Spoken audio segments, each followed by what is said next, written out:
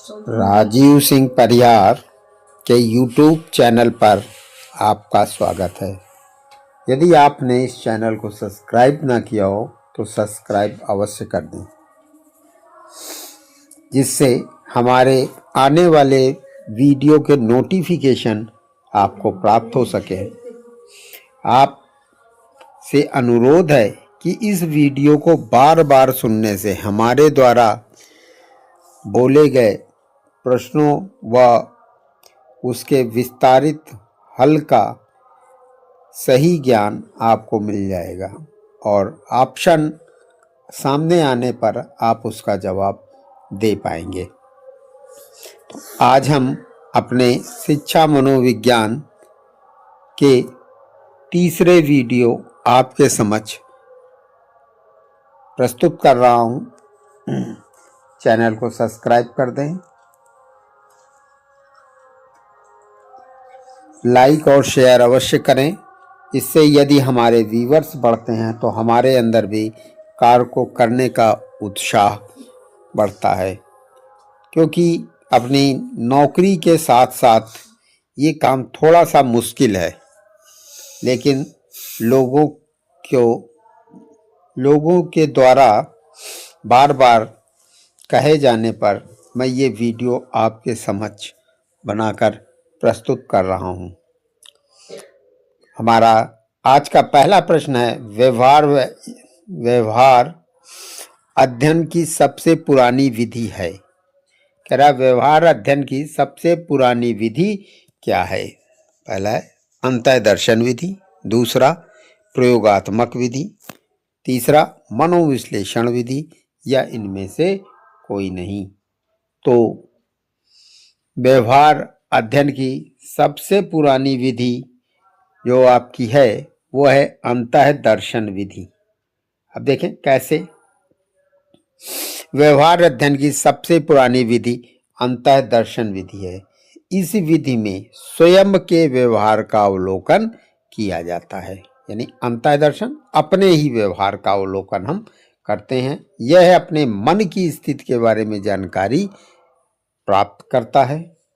यह आत्मा अवलोकन या किसी की मनोस्थिति के बारे में जानकारी प्राप्त करने को संदर्भित करता है। तो क्या है? व्यवहार अध्ययन की सबसे पुरानी विधि अंतःदर्शन विधि है, जिसमें हम अपने अंदर यानी अपने मन की स्थिति के बारे में जानकारी प्राप्त करते हैं।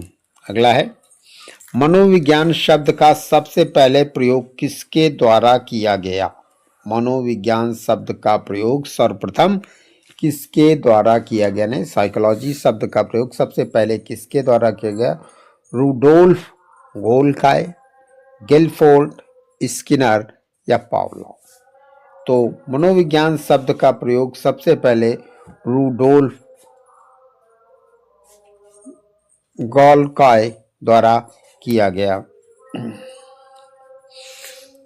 मनोविज्ञान शब्द का सबसे पहले प्रयोग जर्मन दार्शनिक रूडोल्फ गोल्काय द्वारा किया गया। 1590 में रूडोल्फ गोल्काय ने अपनी पुस्तक साइकोलॉजिया में सर्वप्रथम फिलॉसफी शब्द का प्रयोग किया। तो जो है सबसे पहले मनोविज्ञान शब्द का प्रयोग जो है जर्मन दार्शनिक रूडोल्फ गोल्काय ने 1590 में किया था और इन्होंने इसका प्रयोग अपनी पुस्तक साइकोलॉजिया में किया था।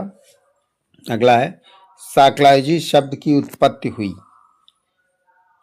तो फिजिका प्लस लॉजी यानी यूनानी भाषा के दो शब्द लॉजिक प्लस पेस्को से, या जर्मन भाषा के शब्द से, या इनमें से किसी से नहीं। मनोविज्ञान को अंग्रेजी में साइकोलॉजी बोलते हैं।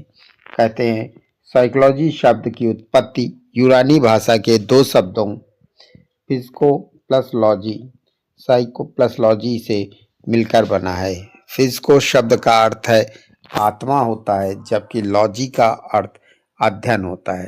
अतः अंग्रेजी शब्द फिलॉसफी का अर्थ होता है आत्मा का अध्ययन। यानी कि ये जो साइकोलॉजी शब्द है इसकी उत्पत्ति यूनानी भाषा के दो शब्दों से हुई है, फिजिको प्लस लॉजी। ठीक, अगला क्वेश्चन है, आधुनिक मनोविज्ञान के जनक हैं। कह रहा आधुनिक मनोविज्ञान के जनक कौन हैं? पहला है विलियम जेम्स, दूसरा वाटसन, तीसरा एस वंडूरा, या इनमें से कोई नहीं। तो विलियम जेम्स हैं आधुनिक मनोविज्ञान के जनक। विलियम्स जेम्स जो एक अमेरिकी दार्शनिक और मनोवैज्ञानिक थे, उन्होंने मनोविज्ञान को दर्शन शास्त्र से पृथक किया था, इसीलिए उन्हें मनोविज्ञान तथा आधुनिक मनोविज्ञान का जनक माना जाता है। जेम्स ने प्रिंसिपल ऑफ साइकोलॉजी पुस्तक प्रकाशित की थी। तो विलियम्स जेम्स की पुस्तक प्रिंसिपल ऑफ साइकोलॉजी, ये कई बार पूछा गया है। विलियम्स जेम्स एक अमेरिकी दार्शनिक एवं मनोवैज्ञानिक थे। उन्होंने मनोविज्ञान को दर्शन शास्त्र से पृथक करा था, यानी कि एक अलग शब्द के रूप में उन्होंने इस बात कही थी, इसीलिए इन्हें मनोविज्ञान तथा आधुनिक मनोविज्ञान का जनक माना जाता है। उसके पहले जो है मनोविज्ञान का प्रयोग दर्शन के साथ में किया जाता था। विलियम जेम्स ने मानव मन के अध्ययन के लिए प्रकारवादी उपागम का विकास किया। किसका विकास किया? प्रकारवादी उपागम। प्रकारवादियों ने इस बात पर ध्यान केंद्रित किया कि व्यवहार लोगों को अपनी आवश्यकताओं की पूर्ति करने योग्य कैसे बनाता है। प्रकारवादियों ने इस बात पर ध्यान केंद्रित किया कि व्यवहार लोगों को अपनी आवश्यकताओं की पूर्ति करने योग्य कैसे बनाता है। जेम्स के अनुसार वातावरण से अंतःक्रिया करने वाली मानसिक प्रक्रिया की एक सतत धारा के रूप में चेतना को मनोविज्ञान का मूल स्वरूप स्थापित करता है। अगला है शिक्षा मनोविज्ञान शिक्षा का विज्ञान है। यह परिभाषा किसके द्वारा दी गई? शिक्षा मनोविज्ञान शिक्षा का विज्ञान है, यह परिभाषा किसके द्वारा दी गई? B.F. स्किनर ने दिया, या क्रो तथा क्रो ने, R.B. कैटेल ने दिया, या E.A. पील ने? तो अगर हम बात करें तो शिक्षा मनोविज्ञान शिक्षा का विज्ञान है, यह परिभाषा E.A. पील के द्वारा दी गई। शिक्षा मनोविज्ञान शिक्षा का विज्ञान है, यह परिभाषा E.A. पील के द्वारा दी गई। E.A. पील ने बताया कि मनोविज्ञान के सिद्धांतों का शिक्षण प्रक्रिया में इस्तेमाल करना और शैक्षिक समस्याओं के समाधान में प्रयोग करना शिक्षा मनोविज्ञान के क्षेत्र को परिभाषित करता है। शिक्षा मनोविज्ञान शिक्षा की समस्याओं का विवेचन, विश्लेषण एवं समाधान करता है। अतः शिक्षा मनोविज्ञान शिक्षा का विज्ञान है। याद रखिएगा कि शिक्षा मनोविज्ञान शिक्षा का विज्ञान है, यह परिभाषा E.A. पील के द्वारा दी गई। E.A. पील ने बताया कि मनोविज्ञान के सिद्धांतों का शिक्षण प्रक्रिया में इस्तेमाल करना और शैक्षिक समस्याओं के समाधान में प्रयोग करना शिक्षा मनोविज्ञान के क्षेत्र को परिभाषित करता है। शिक्षा मनोविज्ञान शिक्षा की समस्याओं का विवेचन, विश्लेषण एवं समाधान करता है। अतः शिक्षा मनोविज्ञान शिक्षा का विज्ञान है। अगला क्वेश्चन है, एक शिक्षक अपने विद्यार्थियों की क्षमताओं को समझने का प्रयास कर रहा है। उसके इस उद्देश्य से निम्न में से कौन सा क्षेत्र संबंधित है? शैक्षिक समाजशास्त्र, सामाजिक दर्शन, माध्यम मनोविज्ञान, या शैक्षिक मनोविज्ञान? कह रहा है कि एक शिक्षक अपने विद्यार्थियों की क्षमताओं को समझने का प्रयास कर रहा है। उसके इस उद्देश्य से निम्न में से कौन सा क्षेत्र संबंधित है? ए नंबर है शैक्षिक समाजशास्त्र, बी नंबर है सामाजिक दर्शन, सी नंबर है माध्यम मनोविज्ञान, और डी नंबर है शैक्षिक मनोविज्ञान। तो ये शैक्षिक मनोविज्ञान यानी कि एक शिक्षक जब विद्यार्थियों की क्षमताओं को समझने का प्रयास करता है तो ये शैक्षिक मनोविज्ञान होगा।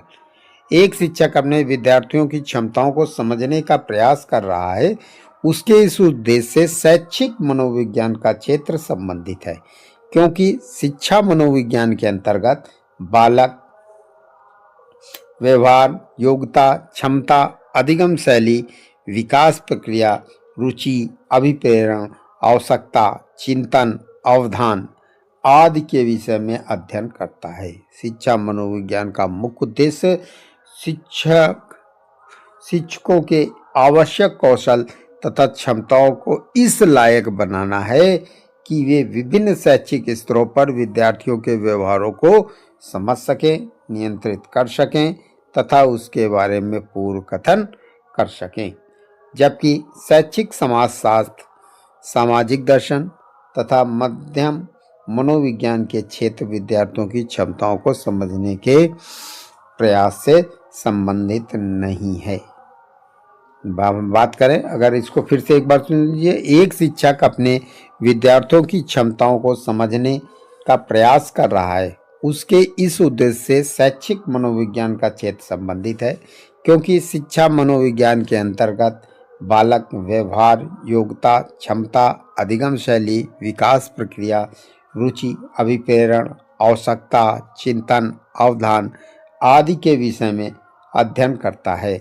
शिक्षा मनोविज्ञान का मुख्य उद्देश्य शिक्षकों के आवश्यक कौशल तथा क्षमताओं को इस लायक बनाना है कि ये विभिन्न शैक्षिक स्तरों पर विद्यार्थियों के व्यवहारों को समझ सकें, नियंत्रित कर सकें तथा उसके बारे में पूर्व कथन कर सकें। याद रखिएगा कि हम लोगों को सीटेट देना है पहले, तो जब सीटेट देना है तो रटने का प्रयास मत करिएगा, उसको समझने का प्रयास करिएगा। डिस्क्रिप्टिव क्वेश्चन जरूर पढ़िए, क्वेश्चन का डिस्क्रिप्टिव जरूर पढ़े आप, जिससे कि हम उसके बारे में जान सकें, पुराने समय में आए हुए क्वेश्चनों के बारे में और उससे रिलेटेड, क्योंकि इसी से रिलेट किया जाएगा। अगला क्वेश्चन है, निम्न में से किसका अध्ययन मनोविज्ञान एवं शिक्षण शास्त्र के प्रतिच्छेद बिंदु पर स्थित है? कह रहा किसका अध्ययन शिक्षण मनोविज्ञान के प्रतिच्छेद बिंदु पर स्थित है? तो अभी हम ऊपर चर्चा कर चुके हैं। ए नंबर सकारात्मक मनोविज्ञान, बी नंबर औद्योगिक मनोविज्ञान, सी नंबर संगठनात्मक मनोविज्ञान और डी नंबर शैक्षिक मनोविज्ञान। तो आपका हो जाएगा शैक्षिक मनोविज्ञान। अगला है, शैक्षिक मनोविज्ञान क्या नहीं है?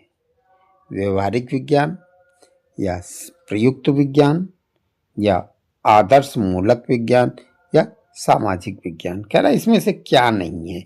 तो वो जो है आदर्श मूलक विज्ञान नहीं है, जबकि व्यवहारिक विज्ञान है, प्रयुक्त विज्ञान है और सामाजिक विज्ञान है। सीधे से आप समझ लीजिए कि शैक्षिक मनोविज्ञान आदर्श मूलक विज्ञान नहीं है, यह व्यवहारिक विज्ञान है, प्रयुक्त विज्ञान है तथा सामाजिक विज्ञान है। शैक्षिक मनोविज्ञान व्यक्ति के व्यवहार का तथा विभिन्न समस्याओं का अध्ययन शैक्षिक परिस्थितियों में करता है। बात बिल्कुल क्लियर है। शैक्षिक मनोविज्ञान व्यक्ति के व्यवहारों का तथा विभिन्न समस्याओं का अध्ययन शैक्षिक परिस्थितियों में करता है। यह अध्ययन एक विधि से किया जाता है।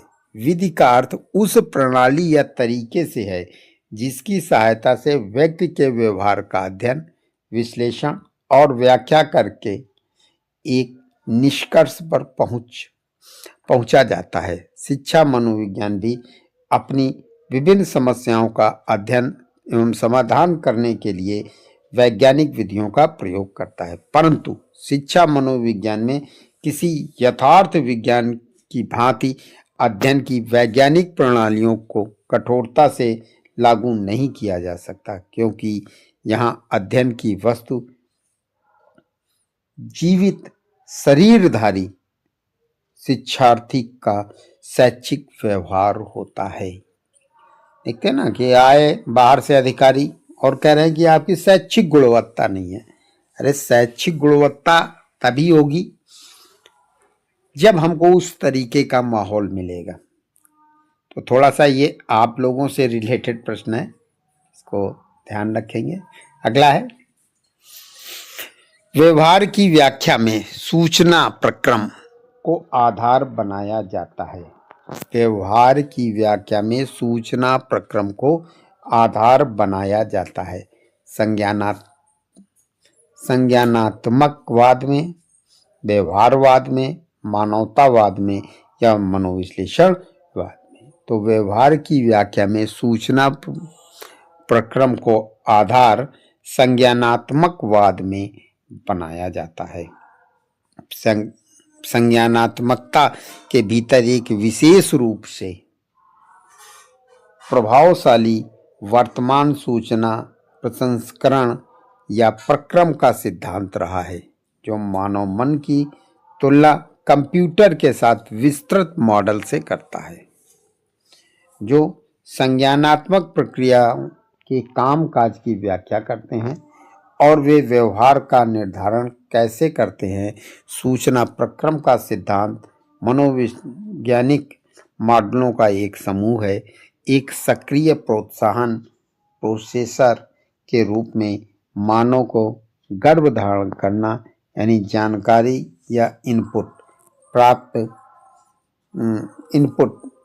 आप अपने वातावरण से प्राप्त करते हैं। तो याद रखिएगा, ये थोड़ा सा प्रश्न है, टेक्निकल है। व्यवहार की व्याख्या में सूचना प्रक्रम की आधार बनाया गया है। तो संज्ञानात्मकता के भीतर एक विशेष रूप से प्रभावशाली वर्तमान सूचना प्रसंस्करण या प्रक्रम का सिद्धांत रहा है, जो मानव मन की तुलना कंप्यूटर के द्वारा विस्तृत मॉडल से करता है, जो संज्ञानात्मक प्रक्रियाओं के कामकाज की व्याख्या करते हैं और वे व्यवहार का निर्धारण कैसे करते हैं। सूचना प्रक्रम का सिद्धांत मनोवैज्ञानिक मॉडलों का एक समूह है। एक सक्रिय प्रोत्साहन प्रोसेसर के रूप में मानव को गर्भधारण करना, जानकारी या इनपुट आप अपने वातावरण से प्राप्त करते हैं। आगे मानवतावाद बल देता है। मानवतावाद किस चीज पे बल देता है? अचेतन को, वातावरण को, स्व को या इदम को। तो जो है स्व को, मानवतावाद स्व को बल देता है। मानवतावाद स्व यानी सेल्फ को बल देता है। कार्ल रोजर्स मानवतावादी और नैदानिक मनोविज्ञान में योगदान करते हैं। कार्ल रोजर्स कुछ अन्य प्रसिद्ध विद्वानों के बहुत करीब थे, जो मानवतावादी मनोविज्ञान के मौलिक विचारों की योजना के प्रभारी थे। उपचारात्मक क्षेत्र में काम करने वाले एक और प्रभावशाली मानवतावादी मनोविश्लेषक का मानना था कि लोग मूल रूप से अच्छे हैं। वे खुद को वास्तविक बनाने की क्षमता को पूरा करने के लिए प्रेरित होते हैं और यह कि वे अपने स्वयं के व्यवहार को चुनने की क्षमता रखते हैं। इसको फिर से आप देख लीजिए। मानवतावादी बल देता है स्व को, मानवतावाद स्व यानी सेल्फ को बल देता है। कार्ल रोजर्स मानवतावादी और नैदानिक मनोविश्लेषण में योगदान करते हैं। कार्ल रोजर्स कुछ अन्य प्रसिद्ध विद्वानों के बहुत करीब थे, जो मानववादी मनोविज्ञान के मौलिक विचारों की योजना के प्रभारी थे। उपचारात्मक क्षेत्र में काम करने वाले एक और प्रभावशाली मानववादी मनोवैज्ञानिक का मानना था कि लोग मूल रूप से अच्छे हैं। वे खुद को वास्तविक बनाने की क्षमता का पूरा करने के लिए प्रेरित होते हैं और यह कि वे अपने स्वयं के व्यवहार को चुनने की क्षमता रखते हैं।